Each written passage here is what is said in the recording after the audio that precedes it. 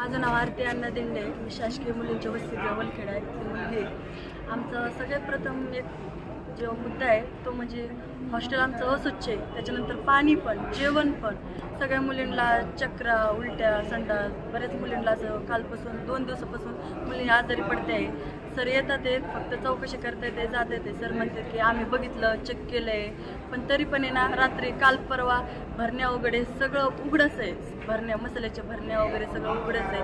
पाणी पण उघडच आहे, त्याच्यावर चादर झाकलेली आहे, अक्षरशः त्याला झाकण नाही आहे.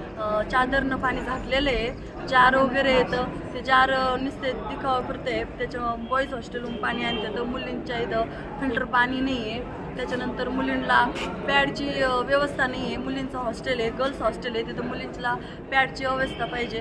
तिथं पॅड पण नाही आहे, तर पॅड जायची मशीन पण नाही आहे, ती पण उपलब्ध करून द्यायला पाहिजे. आणि सगळ्यात मेन मुद्दा म्हणजे बस उभा राहत नाही आहे. 6 ते 7 किलोमीटरची जागा आहे, पण सगळे बस स्टॉपवाले सगळे म्हणजे कंडक्टर वगैरे आहेत ना, ते बोलतात की तुम्हाला खूप दूर नाही जायचं आहे, इथंच जवळ आहे.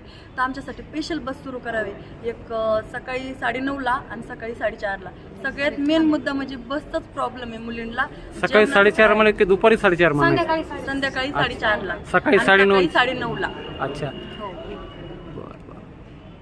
आणि मला एक सांगा, तुम्ही आताच नुकतीच तहसीलदार साहेबांची भेट घेतली, हो. काय बोलले सर तुम्हाला? सर बोलले ते मी सगळं नियोजन करणार आहे, तुम्ही कोणाला भिवू नका वगैरे. सर आमच्या हॉस्टेलला व्हिजिट देणार आहे, विजिट देणार आहेत सर, भेटायला पण येणार आहेत, हॉस्टेल सगळं बघणार आहेत.